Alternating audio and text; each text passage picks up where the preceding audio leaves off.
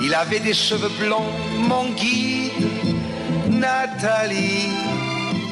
Gilbert Bécaud n'était pas un chanteur comme les autres. Dès qu'il posait les mains sur son piano, la salle devenait un volcan. Ses chansons, et maintenant Nathalie, L'important c'est la rose, avait fait le tour du monde. On l'appelait Monsieur 100 volt parce que chaque concert ressemblait à une déflagration. Mais derrière les triomphes et les applaudissements, il y avait un homme entier, nerveux, explosif. Bécaud ne supportait pas la tiédeur, ni l'hypocrisie. Il adorait ou il détestait. Et lorsqu'il détestait, il ne s'en cachait pas. Dans un milieu artistique où l'on s'offre des sourires de façade, lui préférait la vérité brutale, quitte à choquer. Sa carrière fut jalonnée de rencontres mémorables, mais aussi de confrontations douloureuses. Des artistes qu'il respectait, il en avait beaucoup, mais des artistes qu'il ne pouvait pas supporter, il en avait aussi, et non des moindres. Bécaud ne cherchait pas à régler des comptes. Il exprimait simplement ce qu'il avait toujours pensé. Certains collègues lui étaient insupportables, que ce soit pour leur style, leur attitude ou leur mépris affiché. Et c'est ainsi qu'à l'heure où d'autres se retirent dans le silence, Bécaud choisit l'aveu. À 74 ans, déjà affaibli mais toujours habité par la même intensité, il confia une liste secrète. Une liste de 6 noms. 6 artistes qu'il n'avait jamais pu voir en peinture. Ce soir-là, la confession fit l'effet d'un coup de tonnerre. Car derrière l'icône adulée, on découvrait enfin l'homme blessé, sans filtre, qui osait révéler les visages de ses rancunes les plus profondes. Numéro 1, Charles Aznavour. Parmi tous les artistes de sa génération, Charles Aznavour fut sans doute celui que Gilbert Bécaud supportait le moins. Non pas par hasard, mais parce qu'ils incarnaient 2 visages opposés de la chanson française. L'un, Bécaud, explosif, théâtral, prêt à tout pour électriser la salle. L'autre, Aznavour, sobre, contrôlé, préférant la confidence à la tempête. Dès leur début, la rivalité fut palpable. Ils fréquentaient les mêmes cabarets, les mêmes plateaux, mais jamais le même univers. Bécaud voulait que chaque note frappe comme un coup de poing. Aznavour choisissait la retenue, l'économie de gestes, la subtilité des mots. 2 visions inconciliables. Très tôt, la presse alimenta le duel. On parlait d'Aznavour comme du poète discret et de Bécaud comme du volcan électrique. Ce jeu d'étiquettes agaçait profondément Gilbert. Il refusait d'être réduit au rôle de bête de scène, comme si ses chansons n'avaient pas de profondeur. Il en voulait à Aznavour d'incarner, aux yeux du public cultivé, l'artiste sérieux, pendant que lui restait catalogué comme le showman. Bécaud ne mâchait pas ses mots. Devant ses proches, il lâchait souvent. Aznavour calcule trop, il chante avec sa tête, pas avec son sang. Pour lui, c'était la pire critique qu'on puisse faire à un chanteur. À l'inverse, Aznavour ironisait dans la presse. « Hurleur, ce n'est pas toujours chanter », une phrase que Bécaud prit comme une attaque personnelle. Les producteurs, les directeurs de salle, tous savaient que les mettre ensemble sur une même affiche, c'était jouer avec le feu. Lorsqu'ils se croisaient dans les loges, l'air devenait lourd.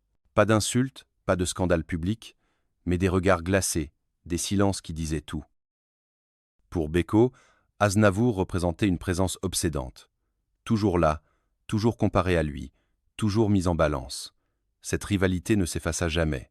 Et quand vint le moment de dresser la liste des artistes qu'il n'avait jamais pu voir en peinture, Charles Aznavour apparut naturellement en tête.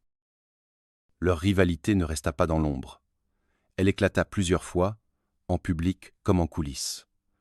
En 1965, lors d'un gala à l'Olympia, Aznavour et Bécaud se retrouvèrent programmés le même soir. Dans les loges, l'atmosphère était électrique. Bécaud, nerveux, répétait au piano. Aznavour entra, salua poliment, mais resta froid. Quelques minutes plus tard, alors qu'on lui demandait son avis sur Bécaud, il lâcha devant des journalistes. « Ce n'est pas mon style, il en fait trop. » La phrase fut reprise dans toute la presse. Bécaud ne l'oublia jamais. À la télévision, les confrontations étaient encore plus visibles. Dans une émission des années 70, un animateur osa poser la question directement « Aznavour et Bécaud, qui est le plus grand ?» Le silence qui suivit fut lourd. Bécaud esquissa un sourire forcé, mais son regard trahissait une irritation profonde. Aznavour, lui, répondit calmement « Nous faisons 2 métiers différents », une réponse faussement neutre qui sonnait comme une mise à distance. En réalité, chacun méprisait le style de l'autre. Bécaud trouvait qu'Aznavour n'avait pas d'énergie, qu'il parlait plus qu'il ne chantait. Il répétait souvent à ses proches. Il murmure à des fauteuils vides. Aznavour, de son côté, voyait en Bécaud un acteur excessif, incapable de nuances. Il disait, à demi-mot, Bécaud confond puissance et émotion. Deux pics, deux visions irréconciliables. Le temps n'apaisa rien. Même à l'étranger, leur carrière restait comparée. Quand Aznavour triomphait à New York, Bécaud sentait que la presse le présentait comme l'autre grand chanteur français. Cela le rongeait. Lui qui avait tout donné sur scène, jusqu'à l'épuisement, voyait en Aznavour un concurrent constant, une ombre agaçante qui revenait toujours. Dans ses dernières confidences, Bécaud fut clair. Aznavour faisait partie de sa liste noire, pas seulement comme rival artistique, mais comme symbole de tout ce qu'il ne supportait pas. La froideur, la retenue, le calcul. Pour lui, Charles Aznavour n'était pas un frère de scène, mais un adversaire de toujours. Numéro 2. Serge Gainsbourg. S'il y avait un artiste que Bécaud ne pouvait absolument pas comprendre, c'était Serge Gainsbourg. À ses yeux, ils appartenaient à deux planètes différentes. Bécaud incarnait la ferveur, l'excès vital, le spectacle total. Gainsbourg, lui, cultivait le cynisme, la provocation, l'art de choquer. Deux pôles incompatibles, condamnés à se repousser. Leur première rencontre eut lieu dans les coulisses d'une émission télévisée en 1966. Bécaud, nerveux comme toujours, répétait inlassablement au piano. Gainsbourg entra, cigarette à la main, l'air nonchalant, presque méprisant. Il observa la scène quelques secondes, puis lança, assez fort pour être entendu. Voilà l'électricité, mais sans poésie. Le coup porta. Bécaud, rouge de colère, referma brutalement le couvercle de son piano. Pour lui, c'était plus qu'une remarque, une insulte. Dès lors, la presse s'empara de leur opposition. Les journalistes adorèrent opposer l'homme au piano bleu et l'enfant terrible de la chanson. Bécaud, populaire, chaleureux, rassemblant des salles entières. Gainsbourg, sombre, provocateur, séduisant une jeunesse rebelle. Deux France se faisaient face, celle du lyrisme et de l'émotion collective, et celle du détachement ironique. Bécaud, fidèle à sa franchise, ne mâcha pas ses mots. À ses proches, il disait « Gainsbourg n'a aucun respect. Ce n'est pas un artiste, c'est un provocateur. » À ses yeux, la chanson devait unir, élever. Gainsbourg, avec ses scandales, ses mots crus, ses gestes calculés, représentait exactement l'inverse. De son côté, Gainsbourg ne ménageait pas non plus son jugement. Dans une interview des années 70, on lui demanda ce qu'il pensait de Bécaud. Il répondit en haussant les épaules « Trop de sueur, pas assez de subtilité ». Bécaud la prit et fulmina. Pour lui, la sueur n'était pas un défaut, mais la preuve d'un engagement total. Chaque apparition commune était une épreuve. Lorsqu'ils se retrouvaient sur un même plateau, la tension se voyait à l'écran. Gainsbourg, impassible, lançait ses piques avec un demi-sourire. Bécaud, bouillonnant, répliquait par des regards lourds de colère. Jamais un duo, jamais une chanson partagée, rien que du mépris réciproque. Dans ses confidences, Bécaud l'avoua clairement. Serge Gainsbourg figurait parmi les artistes qu'il n'avait jamais pu voir en peinture, parce qu'il incarnait tout ce qu'il refusait. L'ironie, le détachement, le scandale. Là où Bécaud brûlait pour enflammer la foule, Gainsbourg choisissait de provoquer pour déranger. Avec le temps, l'opposition entre Bécaud et Gainsbourg ne fit que s'accentuer. Ils ne se cherchaient pas, mais chaque rencontre devenait un affrontement silencieux. Dans les années 70, un producteur de télévision tenta l'expérience risquée de les inviter ensemble sur un même plateau. L'idée était de réunir deux monstres sacrés de la chanson française. Le résultat fut glacial. Gainsbourg, affalé sur son fauteuil, la cigarette au coin des lèvres, lança d'une voix traînante « Moi, je préfère murmurer plutôt que hurler ». Bécaud ne réagit pas à l'écran, mais son poing serré sur le bras du siège en disait long. Les deux hommes n'avaient aucune estime réciproque. Pour Bécaud, Gainsbourg représentait la décadence. Un artiste qui choquait pour masquer le manque de sincérité. Il ne comprenait pas qu'on puisse admirer un homme qui, selon lui, crachait sur la chanson française. Il le répétait souvent, « La provocation, ce n'est pas du talent ». Gainsbourg, au contraire, considérait Bécaud comme un symbole d'un passé qu'il fallait bousculer. Dans son cercle privé, il l'appelait parfois le cabotin du piano. Un épisode marqua durablement leur rupture définitive. En 1981, lors d'une réception privée organisée après un gala, les deux hommes se croisèrent autour d'un verre. Beko, déjà irrité par les propos récents de Gainsbourg dans la presse, lui lança directement « Tu te prends pour un poète, mais tu n'es qu'un provocateur ». Gainsbourg, imperturbable, répondit avec un sourire glacé « Et toi, tu te prends pour un volcan, mais tu n'es qu'un feu d'artifice ». Ça fait du bruit, ça éclaire un instant, et puis ça s'éteint. Le silence qui suivit fut plus violent que n'importe quel cri.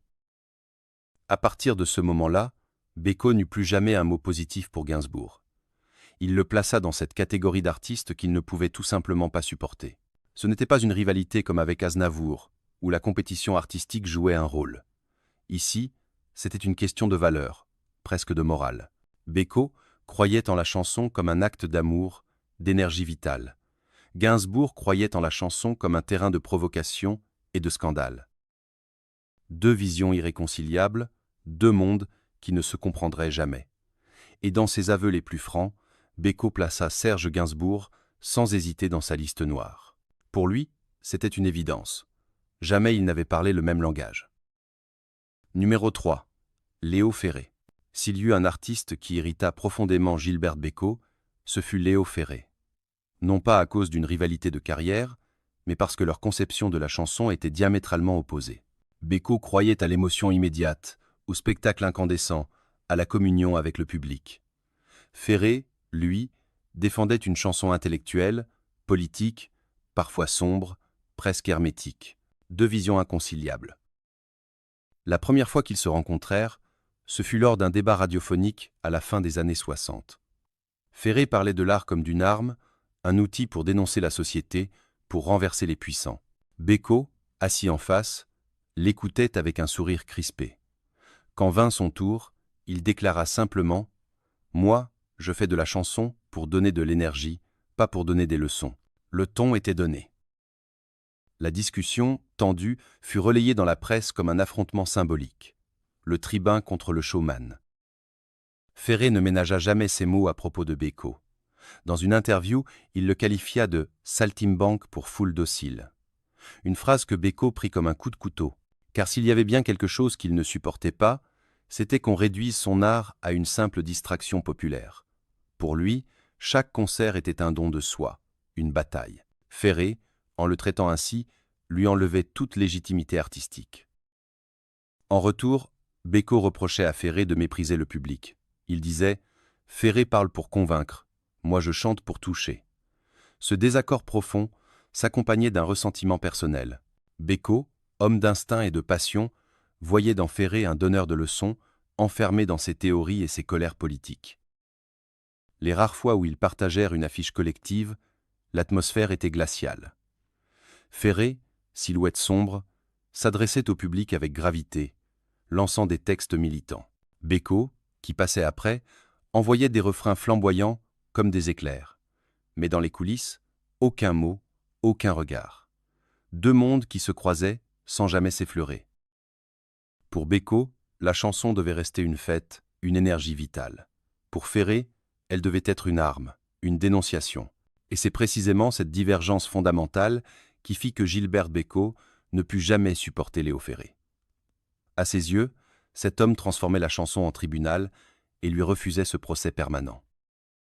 Les tensions entre Bécaud et Ferré ne furent jamais de simples désaccords artistiques.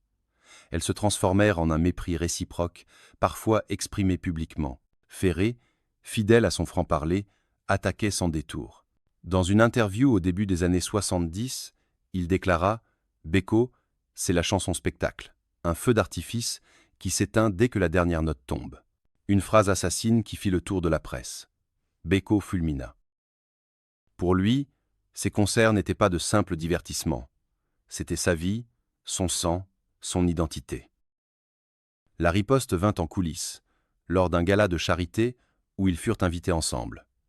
Bécaud, excédé par l'attitude hautaine de Ferré, lui lança « Toi, tu prends les gens de haut.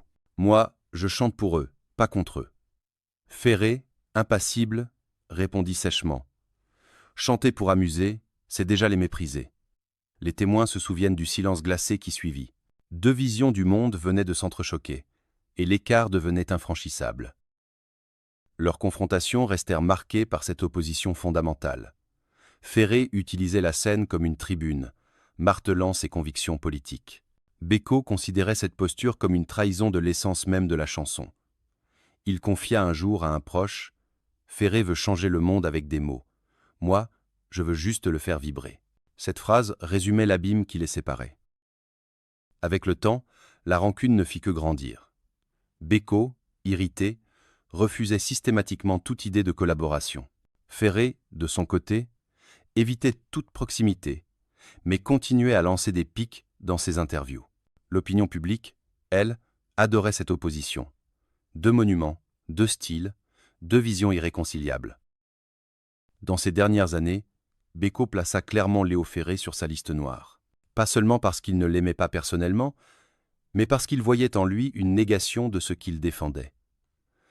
La chanson comme énergie vitale, comme partage immédiat. Pour lui, Ferré incarnait le mépris déguisé en art, et cette blessure, Bécaud ne la pardonna jamais. Numéro 4. Mireille Mathieu. Au départ, tout laissait croire que Gilbert Bécaud et Mireille Mathieu formeraient un tandem solide. Elle, la demoiselle d'Avignon, devenue en quelques années l'héritière annoncée d'Édith Piaf. Lui, Monsieur 100 volt, compositeur respecté et bête de scène. Bécaud lui écrivit même quelques chansons et l'encouragea au début de sa carrière. Mais très vite, derrière les sourires médiatiques, les tensions éclatèrent. La personnalité de Bécaud joua un rôle déterminant. Sur scène, il refusait de partager la lumière.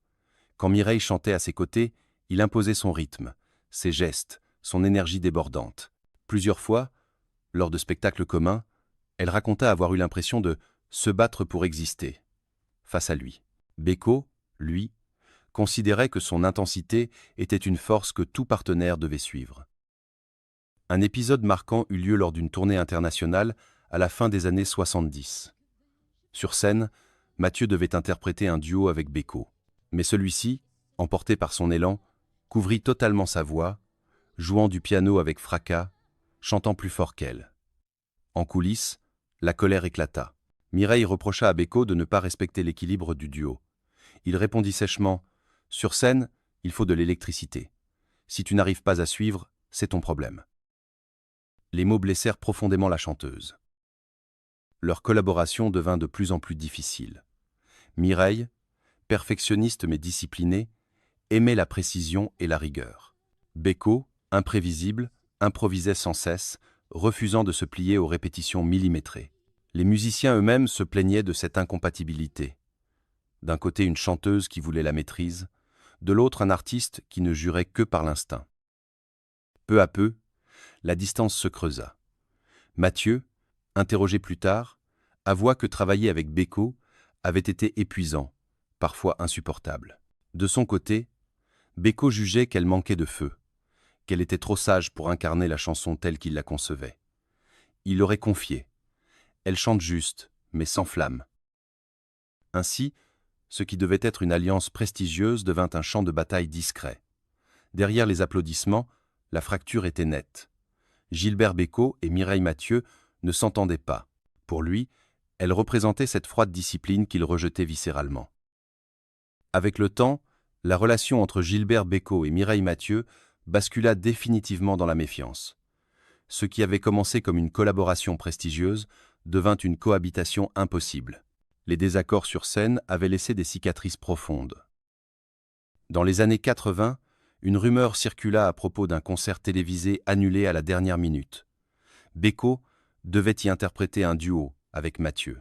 Mais quelques heures avant l'enregistrement, il refusa catégoriquement de chanter avec elle. Le motif était brutal. Elle ne dégage pas assez d'énergie. Je ne peux pas monter sur scène avec quelqu'un qui chante comme une horloge. L'équipe de production dut improviser en urgence, et Mireille vécut cela comme une humiliation. De son côté, Mathieu, habituellement discrète, laissa transparaître son amertume lors d'une interview. « J'admire son talent, mais travailler avec lui est épuisant. » Derrière cette phrase polie, on devinait une rancune tenace. Elle reprochait à Bécaud son égoïsme scénique, son incapacité à partager l'espace. Bécaud, lui, considérait qu'elle ne comprenait pas ce qu'était la vraie scène, cette communion brutale avec le public. Leur éloignement se confirma dans les années suivantes. Alors que d'autres grands noms de la chanson acceptaient des duos télévisés avec Mathieu, Beko refusa systématiquement. Les organisateurs savaient qu'il n'y avait aucune chance de les réunir. Même lors d'hommages collectifs à la chanson française, ils trouvaient un prétexte pour éviter sa présence. Dans ses confidences de fin de vie, Beko fut sans ambiguïté. Mireille Mathieu faisait partie des artistes qu'il n'avait jamais pu voir en peinture. Non pas parce qu'elle l'avait offensé, mais parce qu'à ses yeux, elle incarnait une conception opposée de l'art, la discipline froide contre l'instinct brûlant. Pour lui, elle représentait tout ce qu'il rejetait, le contrôle, la mesure, l'absence de risque. Ainsi, l'admiration initiale se transforma en rejet définitif. Beko, fidèle à sa nature volcanique, ne pardonna jamais ce qu'il percevait comme une incompatibilité fondamentale. Et Mireille, de son côté, ne chercha plus à briser le mur. Entre eux, il ne resta que le souvenir amer d'une collaboration manquée. Numéro 5. Johnny Hallyday.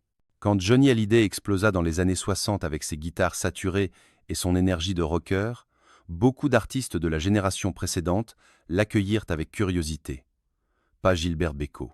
Pour lui, Johnny incarnait une menace. L'irruption d'un nouveau monde, bruyant, rebelle, qui bousculait les codes de la chanson française traditionnelle. Dès leur première rencontre, le fossé fut évident. Bécaud, pianiste et compositeur exigeant, croyait à la force des mélodies, à l'intensité des textes. Johnny, lui, misait sur la puissance brute du rock, les shows spectaculaires, la séduction des foules adolescentes. Deux publics, deux styles, deux univers qui ne pouvaient pas cohabiter sans friction. Un épisode marquant eut lieu lors d'un gala caritatif en 1967. Les organisateurs avaient eu l'idée de réunir la vieille garde et la nouvelle génération sur une même scène. Bécaud, déjà une star établie, fut programmé juste avant Johnny. Il donna un concert incandescent, martelant son piano, arrachant des ovations. Mais quand Hallyday arriva, entouré de ses guitares et de ses hurlements rock, la salle bascula aussitôt. Les jeunes se mirent à crier, à danser, et l'énergie sembla effacer celle de Bécaud. En coulisses, il fulmina « Ce n'est plus de la musique, c'est du vacarme ». À partir de là, Bécaud ne cacha plus son mépris. Pour lui, Johnny n'était pas un chanteur, mais un phénomène commercial. Il répétait « On peut remplir une salle en faisant du bruit, mais ça ne fait pas une chanson ». Ces paroles, rapportées par des proches, circulèrent rapidement. Johnny en fut informé et n'oublia jamais l'affront. Le conflit était aussi générationnel. Johnny représentait la jeunesse qui rejetait les codes établis. Bécaud, lui, portait l'héritage de la chanson française classique, celle qui parlait à toutes les générations. Voir un gamin s'emparer des foules avec 3 accords et une énergie brute lui était insupportable. Pour Bécaud, Hallyday incarnait une dérive, la chanson transformée en spectacle de masse sans profondeur. Et c'est précisément pour cette raison qu'il entra dans sa liste noire. Non pas pour une offense personnelle, mais parce qu'il représentait un monde nouveau que Bécaud ne voulait ni comprendre ni accepter. La fracture entre Gilbert Bécaud et Johnny Hallyday ne fit que s'approfondir au fil des années. Ils n'avaient pas seulement des styles différents, ils se méprisaient mutuellement. Bécaud voyait en Johnny un produit, façonné pour plaire à la jeunesse, un artiste sans profondeur.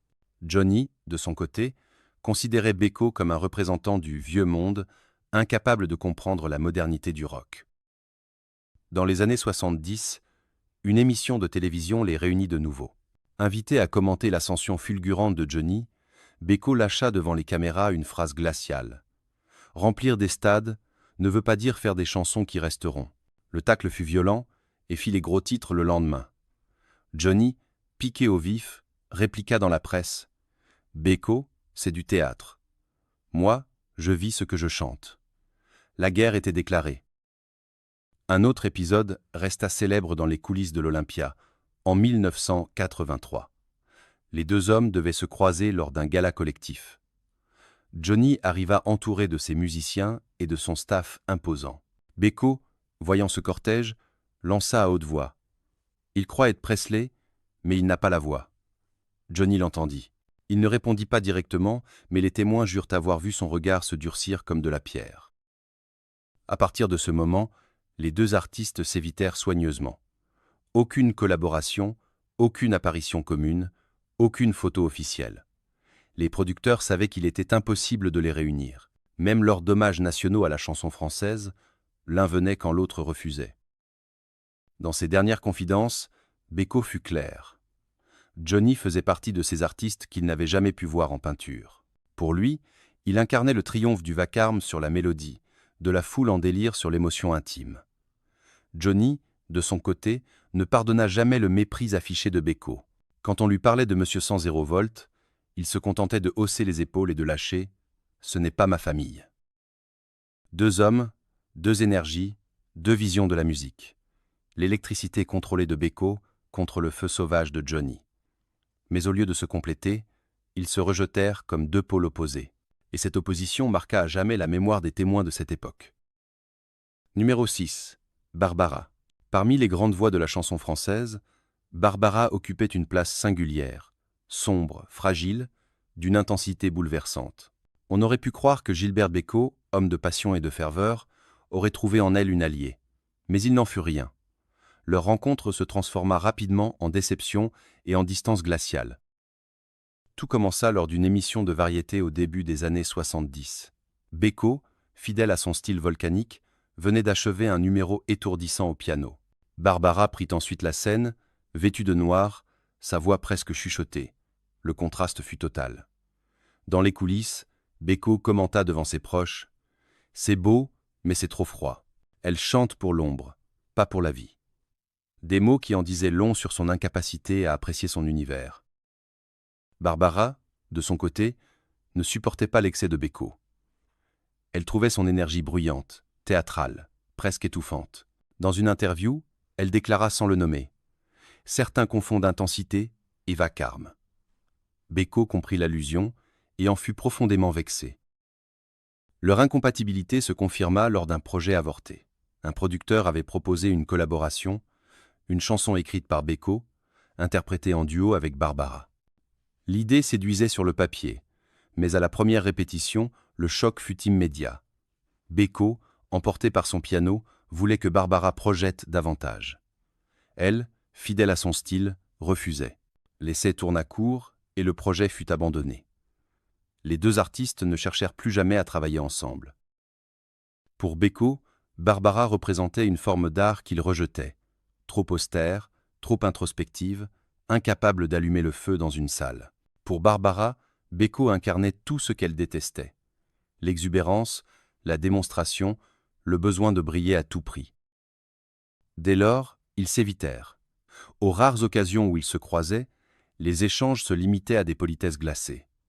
Dans ses confidences, Bécaud admit qu'il n'avait jamais pu voir Barbara en peinture. Elle lui paraissait distante, inaccessible, comme enfermée dans son univers nocturne. Et cette froideur, lui qui vivait pour la chaleur du public, ne pouvait l'accepter.